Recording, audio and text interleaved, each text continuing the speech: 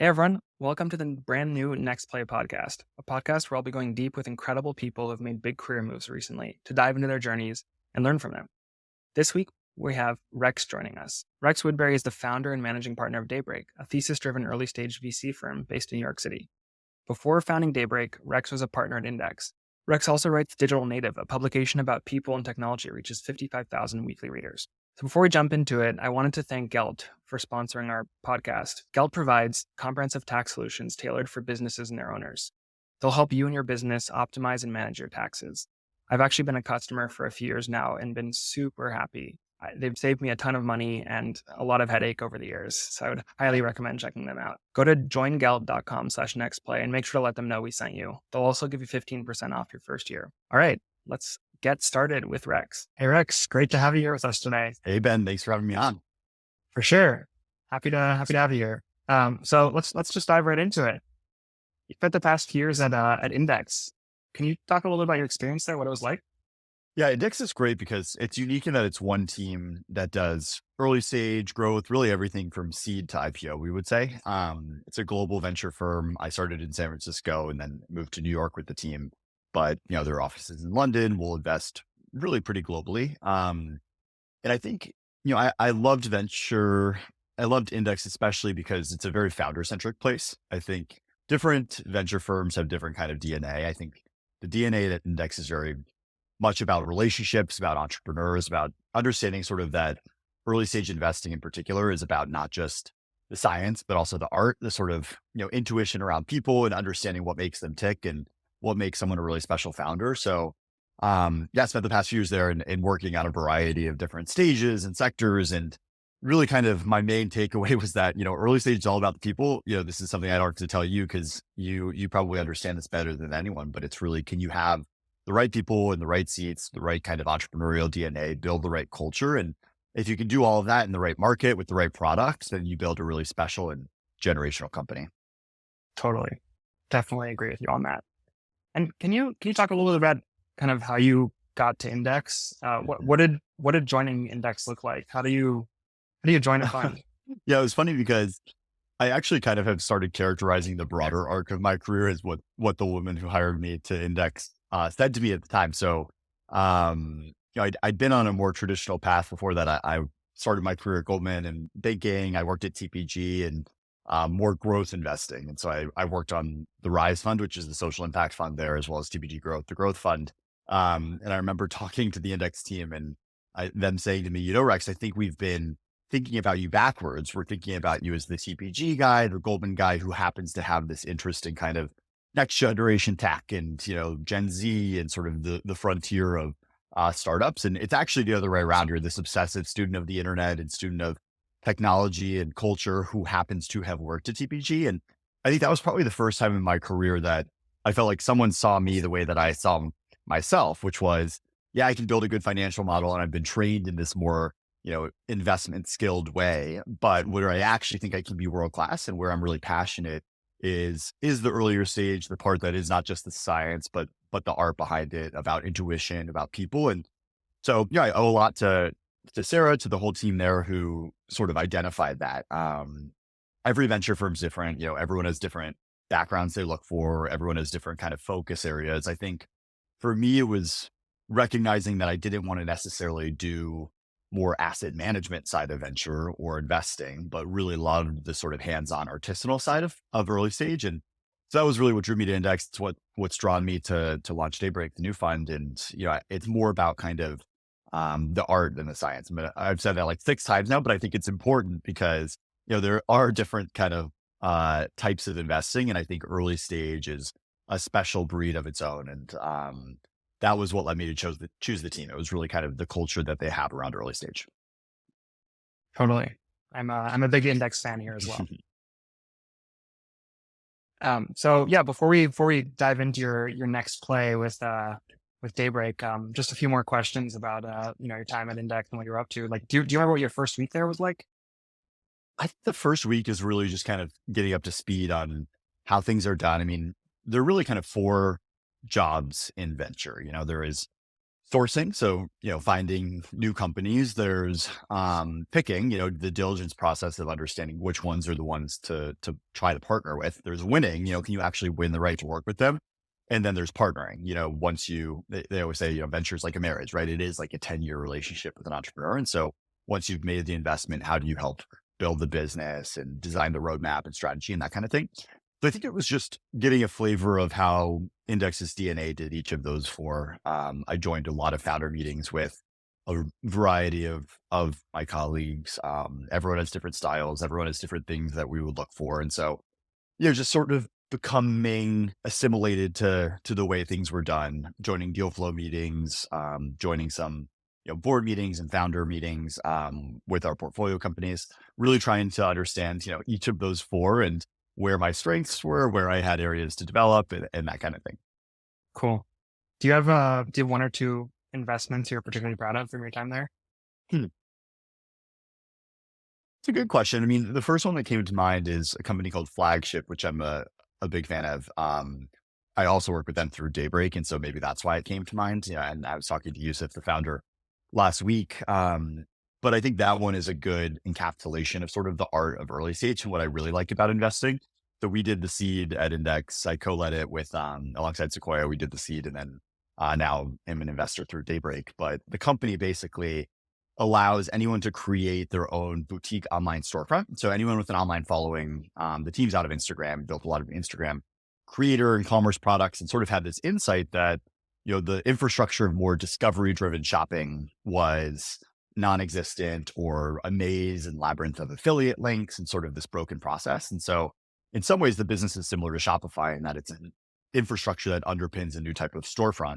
But in this case, it's anyone can launch their own store with all their favorite products they curate, and they white label it. They get to be a tastemaker and then earn, a portion of every sale that goes through that store. And so in some ways, it's also like fair under the hood, the B2B marketplace between brands and retailers. But in this case, the retailer is actually a person who's aggregating eyeballs online versus, foot traffic in a brick and mortar store. But I love sort of a missionary founder who's motivated. I love the idea of platforms that can underpin new jobs. And in this one, it creates a new kind of internet native job of that of the Flagship boutique merchant. But it's also just kind of a pure encapsulation of what I wanted to do with Daybreak, which was, you find a company really early. We had made the investment when it was, pre-product, big idea, really great team. I think the business was called Applaud at the time. It was later called Vitrine. Then it was called Flagship, so it went through a couple different names. And so it was very early, and I like things when they're very early and when you sort of really just have to understand a founder, what motivates them, and then, answer the question, what can go right? Like, this is really about the business of, there are always things that can go wrong, but I think ventures built on optimism and answering that question of what can go right.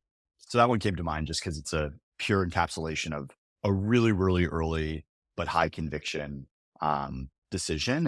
And it's paid off really well. Totally. Sounds like an incredible company. Do you remember how you came across them? That one was a few ways. Like sometimes with really exceptional founders, you start hearing about them from a couple different sources. This one I heard from an Instagram angel. One of my colleagues heard about one of the other co-founders that he was starting something. I think the founder's younger brother was actually a reader of Digital Native and had told him to meet me. And so there were a few different ways all of a sudden that we got in front of them. And I remember getting coffee at Blue Bottle, and, I think maybe they had left their prior jobs. It might have been, still when they were really, really early pre-incorporation. But that's when I like to meet founders. And I always say you can be kind of thesis informed, but have to be founder first in this job. And so you can have a point of view. And I've been looking for something in this space for a long time, but the best founders are probably 5 levels deeper than I was and living in the future a little bit. And so usually they teach me something new. And this was one of those meetings where, clearly they'd spent a lot of time thinking through nuances or unique insights that I hadn't. And so were able to show me this was the right business model. This was the right team. Cool. Very cool. But I've been following your newsletter for a while. I know you have a pretty big following there. How do you think your newsletter has like impacted your journey and, career so far? I mean, it's certainly helpful for, sourcing investments like that. Like, I think reminding people week in and week out what I am interested in with sort of a thesis acts as a nice kind of top of funnel. I get to really just write about things that interest me and that I'm passionate about. And that works as a way of, in many ways, this is a job about manufacturing serendipity. How do I make sure that when the next generational entrepreneur is going out to think who they want to be their partner at pre-seed or seed, how did they think Rex? How do they think Daybreak? And I think if week in and week out, you're kind of telling people your points of view and things you're interested in, it opens the aperture for people to say to that founder, oh, like you're building in this space, like Rex is really interested in this. You should meet him. So it's certainly helpful in that way. It's also, I think, helpful for just synthesizing my thoughts and worldviews. I always say, even if I didn't send it out, if no one read it, I think the process of writing it would be quite helpful for me because it would, force kind of me to think through different frameworks or have a prepared mind for different spaces or sectors. So it is quite helpful in the job, but it's also just very rewarding to get to, dive deep into the things that interest me. Yeah, I'm actually curious. What is the process like? How do you come up with a topic and get to publishing on it? Yeah, at a really tactical level, I actually use Notion. So I have sort of a Notion page with some documents or some pages in it. And I'll put in different kind of ideas that I want for the future. So, right now I've been thinking about writing a piece on what the next kind of version of business in a box or sort of freelance work tools looks like with AI. Or I know that I want to write a piece about Gen Z behaviors again soon, or I have sort of different views, probably 5 or 6 topics in there. And then when I find an article or a chart or a quote or something really interesting related to that, I'll throw it into the subpage. And then by the time I go to write, I usually have kind of at least a lot of material to work with and organize. And then I really try to time box the writing. I try to, usually do it on Sunday evening or Tuesday evening. And otherwise I think it expands to fill as much time as you give it. And so if I can say, I'm going to try to nail this, between 6 and 8 PM or between, 7 and 10 PM. I'll sketch it out. And my dad always says, I think this is a famous author's quote, but I'll attribute it to my dad. He always says, there's no such thing as good writing, just good rewriting. And so, I'll get a rough draft out there and then, go for a walk or have dinner or something and then kind of reread it and revise it and that kind of thing. Did you have experience writing before taking out this newsletter? My family's a really big writer. They're all just writers. My dad doesn't write, for a living, but he's written a couple published books. And my brother is a doctor, but was an English major. And so I think there's always just been kind of an interest in it.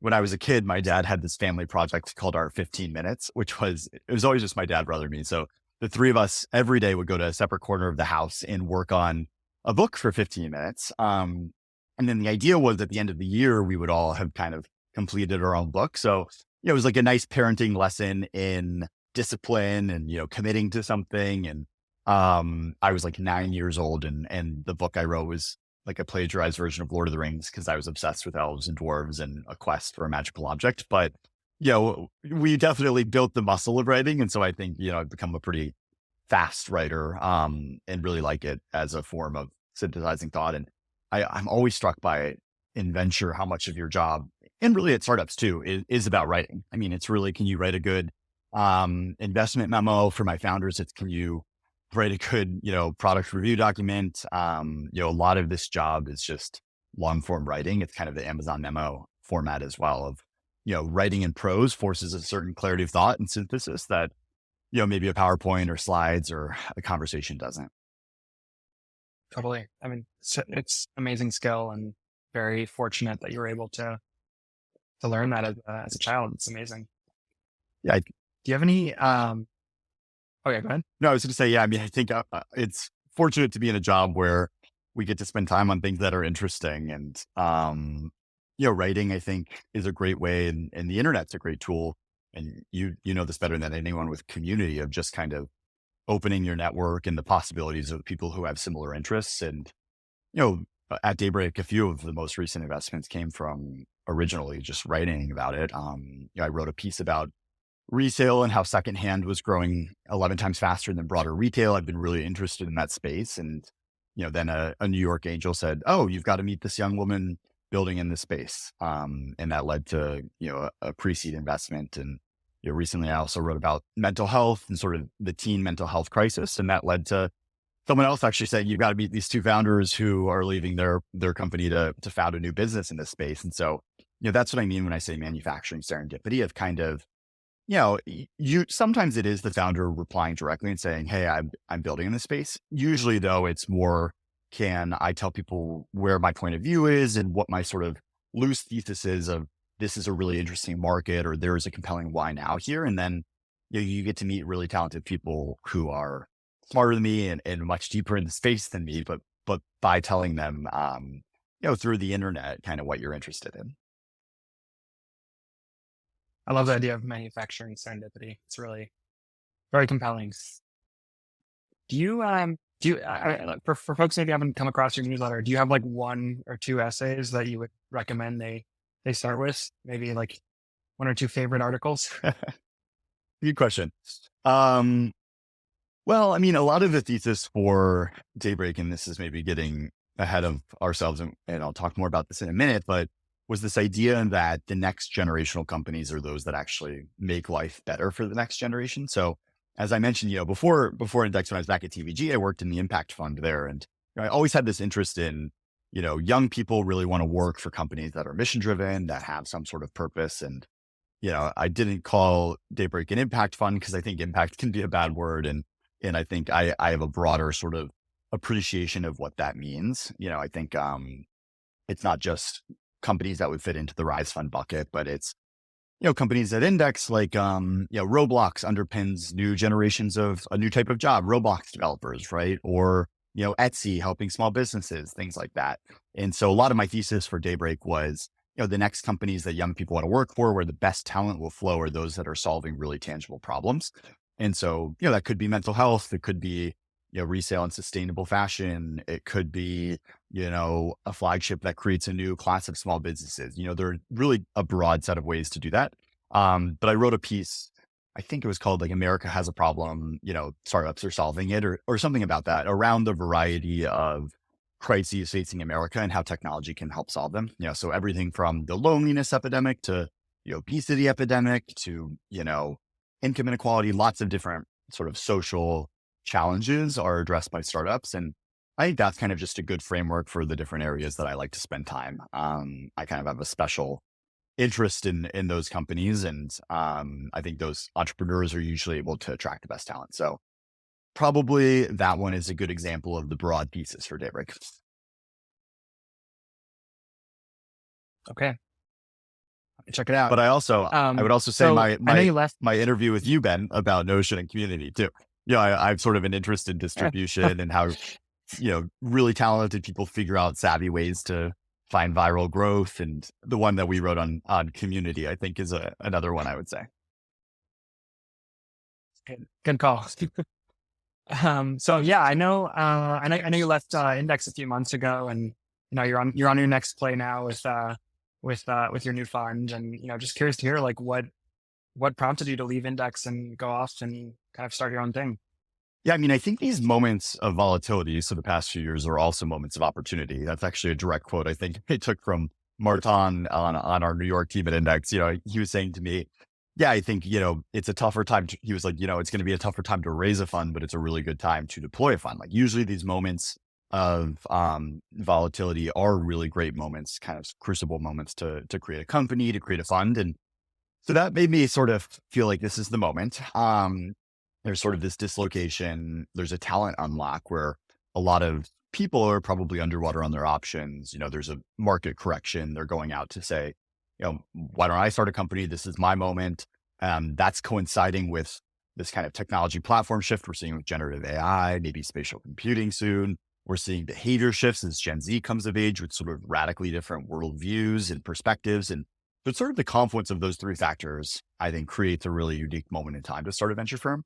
At the same time, I was always, kind of looking at this gap in the market where I call it like venture has been financialized, over industrialized, it's become asset management, and it's lost that sort of, my view is that venture structurally should be more of a niche cottage industry.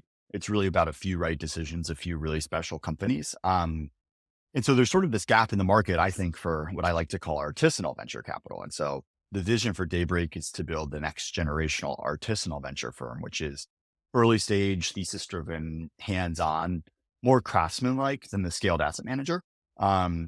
So we'll never be, the 50-person index, the 500-person in Andreessen. We'll probably ultimately be 3 to 5 partners. And it's really, can we build a next generational kind of, early stage artisanal franchise that is a little different from venture we've seen the last 5 years and more kind of back to the roots of this industry. Very exciting. And what's it been like starting a fund? Like, Oh where do you spend man. most of your time these days? Yeah. I mean, it's a lot of different jobs rolled into one. I think, it's given me a lot of empathy for founders. There's a lot of minutia involved in admin and sort of, just lots of putting the infrastructure in place so that we can scale this into a world-class venture franchise. Um, and, it's certainly given me a lot of empathy on fundraising. I think it's probably easier to start a fund than start a company because the product, is more investment judgment and working with founders. But the fundraising is certainly a big component.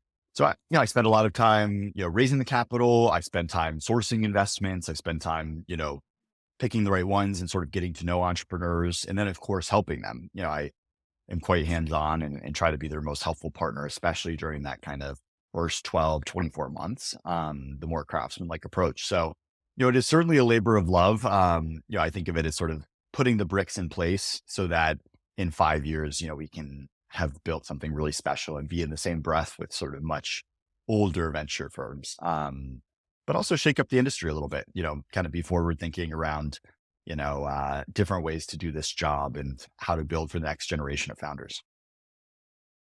Excited to see you do all that. Have there been any big surprises along the way?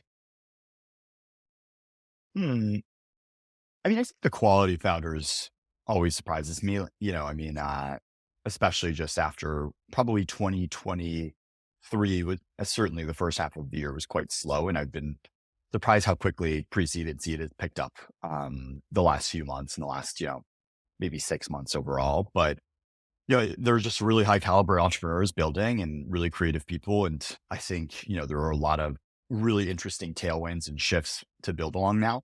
Before it was called Daybreak, the first name of the fund was Tectonic, actually, because the things that interest me and that I write about and invest behind are sort of these tectonic shifts in technology and human behavior. And, one of my mentors was like, that's way too austere a name. It's severe. Why don't you pick something more Rex and more optimistic? And I like that Daybreak captures the early stage and is a little more hopeful. But, that's kind of how I like to think of what are these big tectonic shifts. And I think, we're seeing so many right now. Of course, AI bleeding into every industry, but also, sustainability bleeding into commerce and mental health being destigmatized and people wanting more flexible work. There are really these cultural shifts and technology shifts. And so that's just always surprising to me of, how many creative people there are building with really big ideas, and the challenge is you can't work with all of them. Totally. Exciting times ahead for founders, investors, whole ecosystem. So I think you mentioned a mentor. Are there like any folks that you admire out there? Who do you go to for advice? Yeah, I mean, there are a lot that I emulate. I mean, both ones I've worked with, ones I don't know as well, but I've admired from afar. I mean, I mentioned Martin at Index. I think he has framed my view a lot of how this is a job about sort of substance and high conviction. And, it's really about a few right decisions a year or even in a career. We live in a power law industry where it's really about, iconic generational companies and entrepreneurs and picking the right ones. And I think it's easy to mistake activity for action, and that, especially as the industry gets more competitive and did we see that deal? The price gets bid up and it feels very sort of, um, you know, heat focused, but I think it's really about substance. And so, he's framed my view a lot around that, and around just kind of heuristics for identifying great entrepreneurs and companies. I look up to, some of the folks I worked with at Rise and TPG as well, Jim Coulter, Maya Korngold, some mentors there who have built out that, the growth practice, the impact focus. I started writing originally because, I admired Fred Wilson's writing and sort of grew up in the industry there. And a lot of Daybreak is built around, kind of the framework of USV and that more artisanal thesis-driven approach. And, can we emulate some of the aspects of that early stage hands-on partnership, that they've done so well? And can we do it for the next generation and be relatively disciplined in our size and our stage, and really kind of consistently achieved top returns from working really closely with generational companies. And so, Fred Wilson would certainly be one. I mean, Kirsten Green's another one where I've looked toward, what she built with Forerunner. And, before it was called Digital Native, I think the first name of Digital Native was Rewriting Culture. Cause at the time, the Forerunner website was like, we invest in companies that rewrite the rules of culture or something. And I was like obsessed with, the same topics and behaviors and shifts. And after like a month, I was like, I should probably pick a name that's like not totally cribbed from their website, but and so I chose Digital Native. But I've always looked up to Kirsten and the whole team there. Those are a variety of folks. I mean, I think I'm lucky that this is a job where it is quite collaborative at the earliest stages. Like, I think, of course, we have to be ownership centric, but it's really around who are the right people to make the entrepreneur successful, and really kind of the right round construction to increase the odds that this can be a generational company. And so, get to work alongside a lot of angels like you and investors like those folks, and founders. And so, it really does take a village at the early stage. Totally. And did you have like throughout your career, did you ever have a chance to like just take a step back and think about what it is you wanted to do? Or did you always know you wanted to start a fund? Yeah, I thought about it. I mean, I tried a lot of different things earlier. I think that, I always tell young people, I say, really focus on one good heuristic is sort of what are the things that you read about in your free time. Yeah, I used to say, when you open the newspaper, which section do you turn to? Now that makes me feel like a little dated. So like the new version is probably either like what articles do you read online, or like what does your YouTube algorithm say about you or your TikTok feed. But yeah, I mean, I definitely had a few moments where I felt like, certainly I was very drawn to the social impact world and impact investing after Rise. I did a program at Stanford called the Knight Hennessy Scholars Program, which is all about kind of social impact, social innovation. I think a big unlock for me was realizing that, I love reading about and studying companies like Airbnb and Uber and Shopify and YouTube and all these companies, which you wouldn't necessarily think of as impact companies, but also are probably the most impactful companies of the past, 10, 20, 30 years. And so it's kind of reframing of, okay, that Venn diagram does overlap, and early stage technology is the interest area and also this really impactful moment for our society and generation. And so I had done a lot of reflection around what are the things that motivate me, but also like, what is the day to day that I enjoy? I thought about starting a company. I worked at a couple companies. I mean, I'm just someone that really likes to think in years, and I'm not as, deep, in the details of one business. And I like to kind of context switch between different shifts in industries and think about where the world's going to be in 5 years and work backwards. And so I think, venture is a natural fit for that. I have friends who love product because they love that day to day and they love being in the nitty gritty. I have friends who, love operations or engineering. I think you just have to evaluate kind of what are the skills you like, what are your interests, and where do they intersect? Yeah, I like that framework. I think a lot of people really struggle figuring this out and work on things that Yeah. they're not passionate about, not excited about, which is a shame. Yeah. I mean, it took me a little while. My dad growing up, he put on the fridge one of those, quotes that is like, do what you love, you won't work a day in your life or something like that. And, as a teenager, of course, I'm like rolling my eyes at that. I'm like, what does that even mean? And it definitely took me a few years in my career to stop thinking about what is the path or like what is expected as the next step in this, and really kind of step back and be like, what do I think I can be really great at because I really love it? And, writing was a good unlock for that too, because I was naturally drawn to writing about things that I was interested in, and not as much kind of forced to spend time in or felt like I should spend time in. And that leads to, meeting really interesting people in those areas. And it leads to conversations like this and our meeting. And so I think just kind of finding a way that naturally you can spend time in the areas that interest you, or even it could be going to in-person events. It could be online content. It could be, just reaching out to people on Twitter. But I think there are different ways to do it, but that's a really great way to just kind of build a network and domain expertise in something that really lights you up. Yeah, totally. Do you actually remember what your first job was? My first job was as a caddy, which at this golf course in Arizona. And I, I think I was fired. It was like a little like, I was just asked to not come back. Like, I really knew nothing about golf. I didn't really realize that I was carrying all these bags. I grew up in Tucson, Arizona, and it was like 100 degrees, and I was just like carrying these bags. And I didn't really realize that I needed to know the game. And I remember a bunch of the players being like, "What's the yardage to the pin from here?" Or like, "What club should I use?" And I was like, "I don't know." I was like, "I thought I was just here to carry your bags. Like, I'm not an expert." And so, unfortunately, I didn't pass the test there, and I don't think I was a very coveted caddy nor very good at that job. And so, maybe that's a lesson. Do things you're interested in. I am not interested in golf. I'm, probably that is a job for someone who really enjoys watching the PGA Tour and talking about different clubs. So that was my first job. Unfortunately, it didn't pan out very well. Yeah. Probably want to make sure you have like golf videos somewhere in your YouTube algorithm or Yeah, TikTok exactly. algorithm. Exactly. Not for me. Not for me. Yeah. Cool. Well, before we wrap up, do you have any tips for folks who are looking to break into venture capital? Folks who are just getting started? Well, I think the nice thing about venture is like you can start doing the job and do work for free for firms you want to admire, for founders. It is not one where there is one way to do this job. You can start sourcing. I mean, the best way is I remember when I was looking to get into venture, I just sort of looked at a bunch of companies I thought were interesting, wrote sort of theses. I actually had a deck I put together on, the future of work. I think at the time was a big trend. And I was like, here are the companies that I think, here are the trends within future of work, sort of consumerization of the enterprise and bottom up adoption and things like that.